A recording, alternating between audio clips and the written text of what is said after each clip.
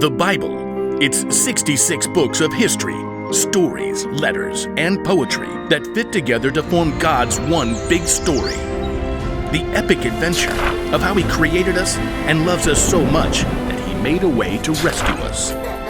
As we travel through the Bible, from Genesis to Revelation, we discover people who met God and found their lives changed forever. And now for an amazing story, inspired by the book of Exodus, chapters 3 to 7.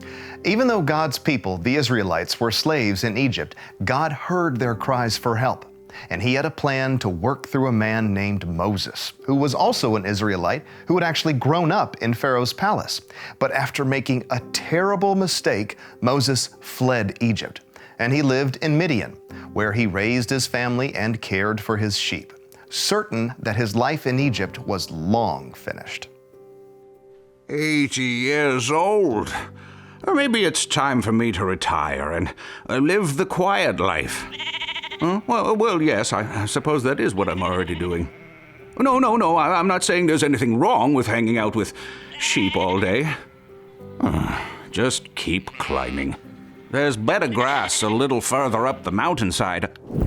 Oh, no. Just ahead, a bush burst into flames, and Moses stared in amazement. It's not burning up. As Moses edged closer, a voice called from the midst of the fire. Moses, Moses, here I am. Don't come any closer. Take off your sandals. The place you are standing is holy ground. Moses stopped in his tracks. With shaking fingers, he tugged off his sandals.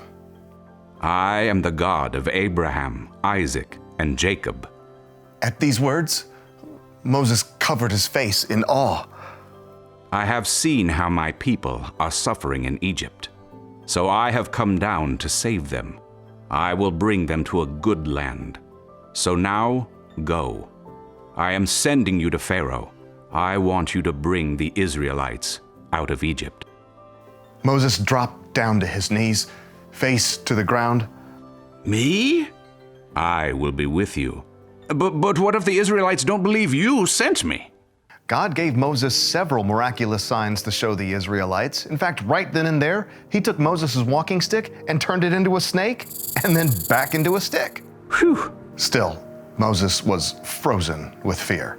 Lord, I'm a terrible speaker in front of people. Go, I will help you speak.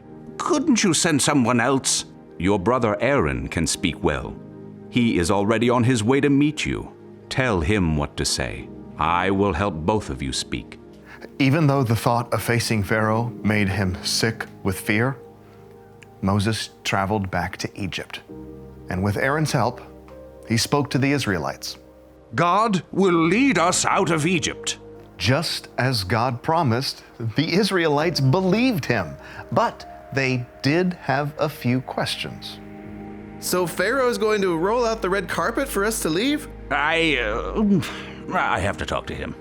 Together, Moses and Aaron approached the palace, the place where Moses had grown up. Moses could feel his throat tighten as they entered the vaulted throne room. Pharaoh sat high above them on his gold throne. Tell him, the Lord says, let my people go. Then they will hold a feast to honor me in the desert.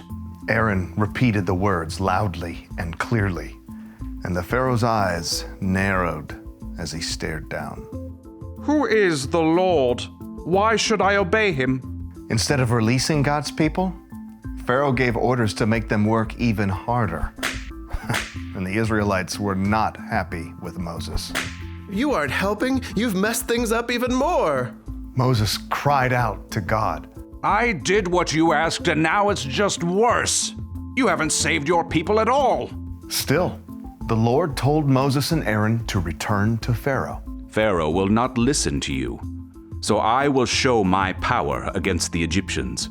I will bring the Israelites out of Egypt. Even though God performed several miraculous signs through Aaron and Moses in front of Pharaoh, the king still wouldn't listen. So the next morning, Aaron and Moses met Pharaoh down by the Nile River. You sure he's coming? It's what God said. There he is with all his officials. Here's what God says to say and what to do. The brothers confronted Pharaoh, and Aaron said and did just as God had commanded Moses. The Lord has sent me to you. He says, "Let my people go." But you have not listened. Here is how you will know I am the Lord. Aaron raised his staff high. I will strike the water with this walking stick. The river will turn into blood, the fish will die, and no one will be able to drink the water. But Moses nodded to Aaron, and his older brother struck the water with his staff. Immediately, the river turned to dark red blood.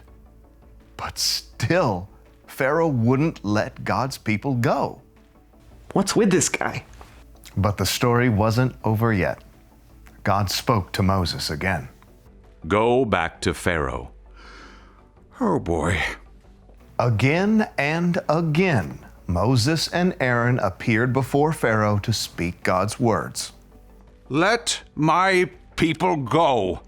Over and over, Pharaoh promised to let God's people go. And every time he went back on his word, even though God sent frogs, followed by gnats and then flies. All the Egyptians' cattle died. Terrible sores showed up all over the Egyptians and their animals. Ow! Hail rained down, destroying crops and tearing leaves off of trees. Locusts finished off anything that the hail left behind. Then, deep darkness descended upon the land for 3 days. And finally, the worst plague of all. The oldest son of every Egyptian family died. And only the Israelite families were saved by painting the blood of a lamb above their doorframe, just as God had told them to do. When Pharaoh saw the terrible thing that had happened, he called out to Moses. Get out of here. All of you.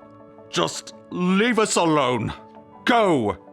The Egyptians were so ready to get rid of the Israelites, they even gave them gold and silver and clothes to take with them. No time to bake your bread. Just bring the dough along. God's people packed up in the middle of the night and left as quickly as they could, leading their flocks and herds. Hundreds of years after the Israelites had arrived in Egypt, God spoke through Moses in spite of his fears. And now, God's people were finally free from slavery.